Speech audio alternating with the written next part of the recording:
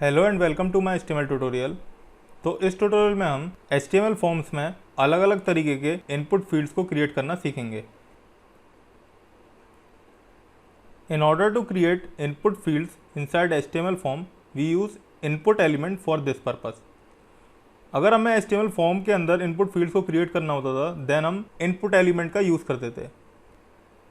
We can create different inputs through input element by using type attribute of input element. हम HTML forms में अलग अलग तरीके के इनपुट फील्ड्स को इनपुट एलिमेंट में जो टाइप एट्रीब्यूट होता है उसके थ्रू करते हैं। तो यहाँ पर हमारे पास इनपुट एलिमेंट में जो टाइप एट्रीब्यूट होता है उसकी अलग अलग वैल्यूज़ हैं। ये सारी अलग अलग वैल्यूज़ अलग अलग तरीके के इनपुट को हमारे HTML फॉर्म में क्रिएट करती है। तो अब हम एक प्रोग्राम के थ्रू देखते हैं कि हम किस तरह से HTML फॉर्म्स में अलग अलग तरीके के इनपुट फील्ड्स को क्रिएट करते हैं।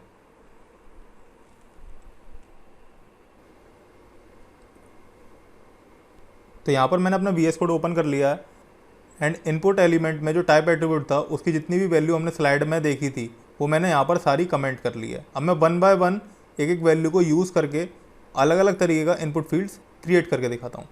तो सबसे पहले हम फॉर्म एलिमेंट क्रिएट कर लेते हैं एंड उसके अंदर इनपुट। अब यहाँ पर सबसे पहला हमारा है टाइप टेक्स्ट। मैं फाइल को सेव करता हूँ। जब हम इनपुट टाइप टेक्स्ट देते हैं तो हमारे पास इस तरीके का टेक्स्ट बॉक्स आ जाता है जिसमें हम अपना कुछ भी टेक्स्ट टाइप कर सकते हैं। जनरली इस तरीके के जो टेक्स्ट बॉक्सेस होते हैं वो या तो यूज़र का नेम लेने के लिए होते हैं या फिर फर्स्ट नेम लास्ट नेम अगर हमें अलग अलग लेना है तो उसके लिए भी यूज़ हो सकते हैं, या फिर अगर हमें अपने फॉर्म में कोई सब्जेक्ट फील्ड क्रिएट करना है तो हम उसके लिए भी यूज़ कर सकते हैं। इसके बाद जो हमारी नेक्स्ट टाइप एट्रीब्यूट की वैल्यू आती है वो होती है बटन। मैं फाइल को सेव करता हूँ। तो यहाँ पर हमारे पास एक बटन क्रिएट होकर के आ जाएगा। बस इस बटन में कोई भी वैल्यू नहीं होगी, मतलब यहाँ पर कोई भी टेक्स्ट नहीं लिखा है। अगर हमें वो लिखना है तो हम यहाँ पर वैल्यू एट्रीब्यूट का यूज़ करेंगे एंड उसके अंदर मैं कुछ भी वैल्यू लिख सकता हूँ बटन। मैंने फाइल को सेव करता हूँ।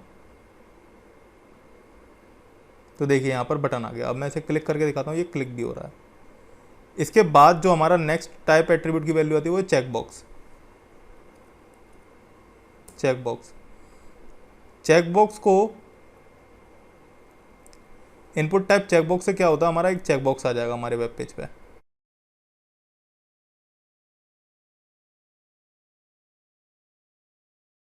से तो ये चेक बॉक्स आ गया।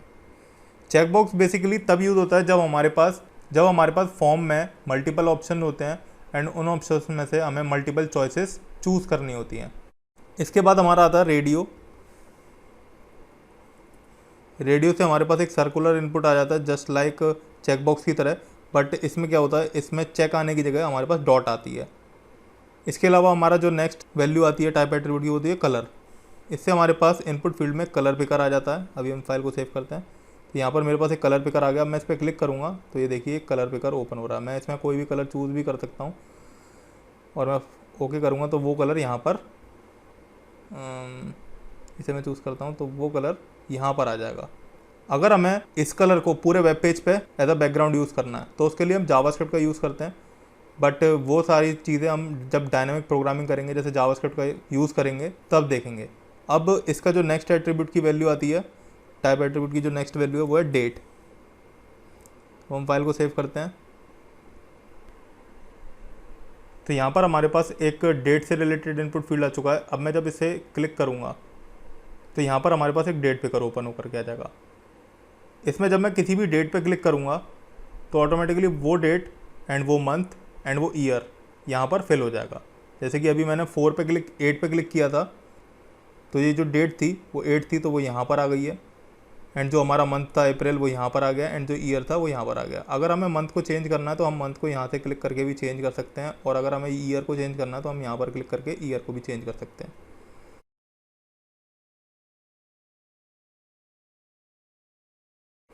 तो अब आप लोगों को क्लियर हो गया होगा कि इनपुट टाइप डेट कैसे काम करता है। अब हम अपना नेक्स्ट इनपुट फील्ड देखते हैं ईमेल।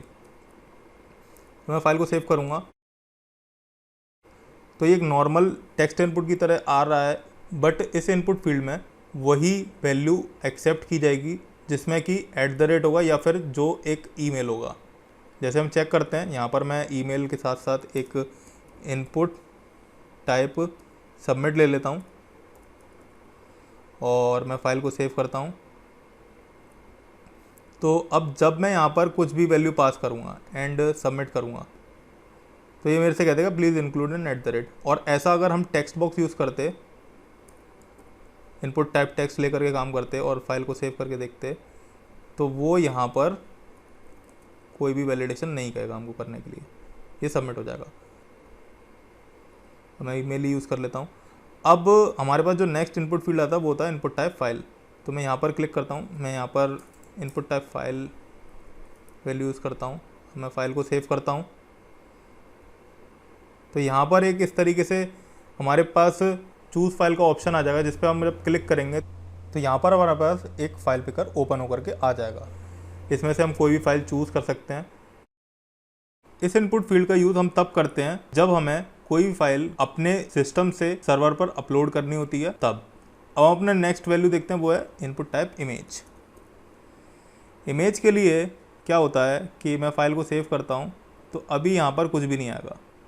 ऐसा इसलिए है क्योंकि इनपुट टाइप इमेज में हमें एक एट्रीब्यूट और पास करना होता है, वो होता है src। src में मैं एक इमेज पास कर देता हूँ।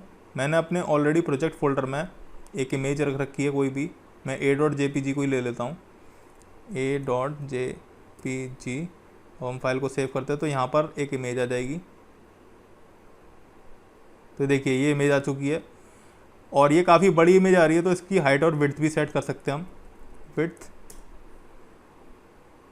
100 एंड हाइट 50। हम फाइल को सेव करते हैं तो यहाँ पर हमारे पास 100/50 की एक इमेज आ जाएगी। हम फाइल को सेव करते हैं तो यहाँ पर हमारे पास एक 100/50 की एक इमेज आ जाएगी। ये देखिए, ये इमेज जस्ट हमारा बटन का काम करती है। जैसे मैंने यहाँ पर कोई इनपुट टाइप टेक्स्ट क्रिएट कर लिया, इनपुट टाइप टेक्स्ट, मैं फाइल को सेव करता हूँ।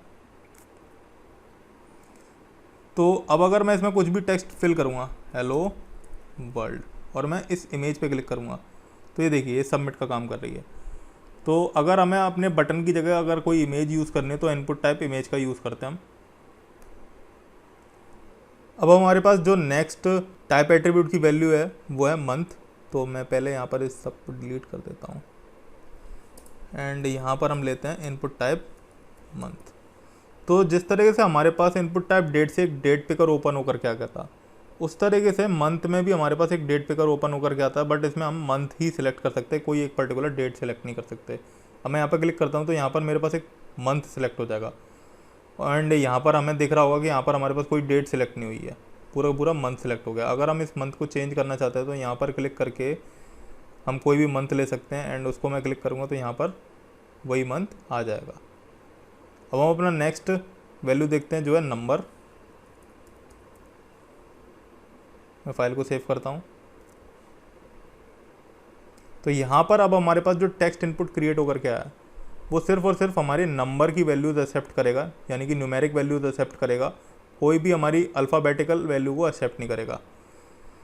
तो अगर मैं यहाँ पर 1 2 3 4 5 6 जो भी लिख सकता हूँ वो जो भी लिखना चाहता हूँ वो लिख सकता हूँ एंड इसे इंक्रीज़ एंड डिक्रीज़ भी कर सकता हूँ।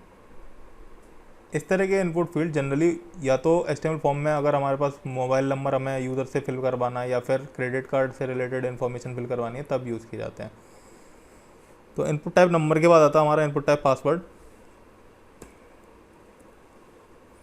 तो हम फाइल को सेव करते हैं। तो अब मैं जो फील्ड में वैल्यू भरूंगा वो हमारे पास एक बुलेट्स के अंदर आएगी। ये देखिए ये बुलेट्स के अंदर आ रही है, ये इसलिए आ रही है ताकि हमारा पासवर्ड किसी को दिखाई नहीं दे। अब हमारी जो इनपुट टाइप एट्रीब्यूट की नेक्स्ट वैल्यू है वो है रेंज। तो यहाँ पर मैं रेंज ले लेता हूँ, RANG रेंज। फाइल को सेव करते हैं तो हमारे पास ये एक रेंज स्लाइडर आ चुका है। नेक्स्ट हमारी जो वैल्यू है वो है इनपुट टाइप रीसेट। तो यहाँ पर हमारे पास सबमिट की तरह ही एक बटन आ जाएगा, बट सबमिट से हमारा फॉर्म सबमिट हो जाता है एंड रीसेट से हमारा फॉर्म क्लियर हो जाता है। जैसे कि मैं यहाँ पर एक input type text field create कर लेता हूँ एंड उसे मैं फ़ाइल को सेव करता हूँ और यहाँ पर अगर मैं रोहित लिखूँगा और अगर मैं रीसेट करूँगा तो देखिए पेज एक तो रिफ़्रेश नहीं हुआ और दूसरी बात हमारा जो टेक्स्ट था इनपुट फील्ड में वो क्लियर हो चुका है। वहीं पर अगर मैं डेटा को इस इनपुट फील्ड में फिल करके सबमिट बटन पर क्लिक करूँगा तो हमारा पेज रिफ़्रेश होगा एंड वो डेटा यहाँ से क्लियर नहीं होगा, वो हमारे डेटाबेस में सेव हो जाएगा या फिर हमारे सर्वर में जा करके सेव हो जाएगा। इसके बाद हमारा जो इनपुट टैब आता है वो होता है सर्च। तो सर्च भी बेसिकली एक, तो इनपुट एलिमेंट में जो टाइप सर्च होता है वो भी हमें एक नॉर्मल फॉर्म फील्ड क्रिएट करके देता है, बट जब हम इसमें कोई भी वैल्यू पास करेंगे तो हमारे पास यहाँ पर एक क्रॉस का ऑप्शन आ जाएगा। जनरली इस तरीके के इनपुट टाइप्स तब यूज़ किए जाते हैं जब हमें अपने वेबसाइट में कोई सर्च वाला इनपुट फील्ड लगाना होता है। जैसे कि हम फेसबुक का एग्जांपल लें तो फेसबुक में जब हमें अपने फ्रेंड्स को सर्च करना होता है तो जिस इनपुट बॉक्स में हम सर्च करते हैं तो वो input field input type search से ही क्रिएट किया हुआ है। अब मैं इसे क्लिक कर दूंगा तो ये यहाँ से डिलीट हो जाएगा।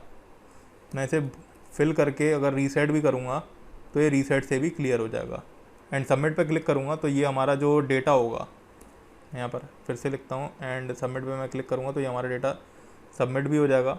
ऑल्सो अगर मैं हेलो लिख करके एंटर भी प्रेस करूँगा तो भी हमारा डेटा इस सर्च फील्ड के थ्रू एंटर प्रेस करने पे सबमिट हो जाएगा। अब हमारा जो नेक्स्ट टाइप एट्रीब्यूट में वैल्यू आती है वो आती है सबमिट। सबमिट से हम एक बटन ही क्रिएट कर लेते हैं, जैसा कि अभी मैंने बताया। ये देखिए सबमिट, ये एक ही तरीके सबमिट है। तो मैं इस वाले सबमिट को डिलीट कर देता हूँ एंड रीसेट को भी डिलीट कर देता हूँ। अब यहाँ पर अगर मेरे को सबमिट के अंदर जो बाय डिफ़ॉल्ट वैल्यू आ रही है सबमिट, उसमें मेरे को चेंज करना है तो मैं यहाँ पर दे देता हूँ सबमिट फॉर्म। अब हम फाइल को सेव करते हैं तो देखिए यहाँ पर सबमिट फॉर्म लिखा गया है। अब हमारा जो नेक्स्ट इनपुट टाइप में वैल्यू आती है वो होती है टाइम, और इसे हम डिलीट कर देते हैं।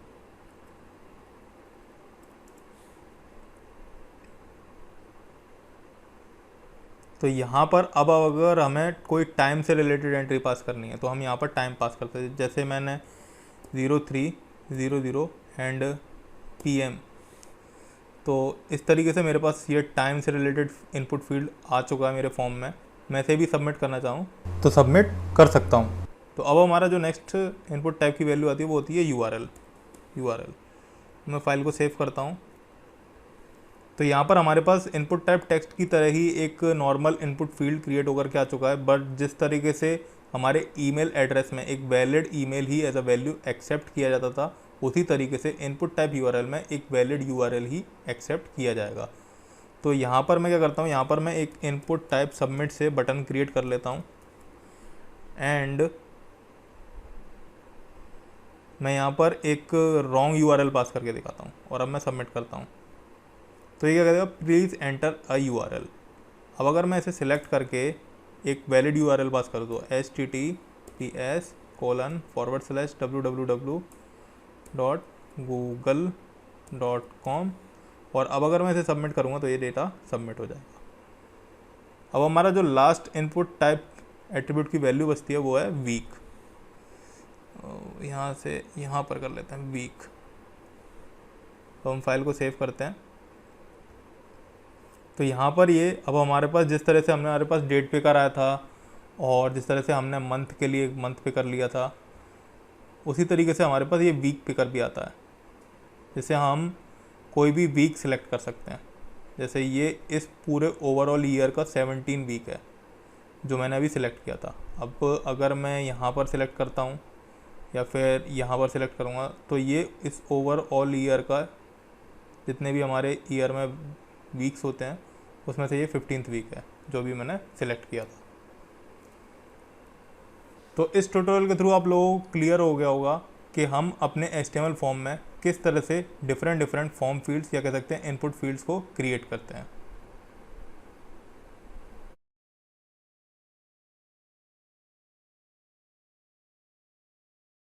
होप आपको चीज़ें समझ आई होंगी। अगर आपकी कोई क्वेरी है तो आप कमेंट बॉक्स में लिख सकते हैं या आप लॉग इन कर सकते हैं www.learntounless.com/contactus.php। हम आपकी क्वेरी सॉल्व करने की कोशिश करेंगे। Thank you.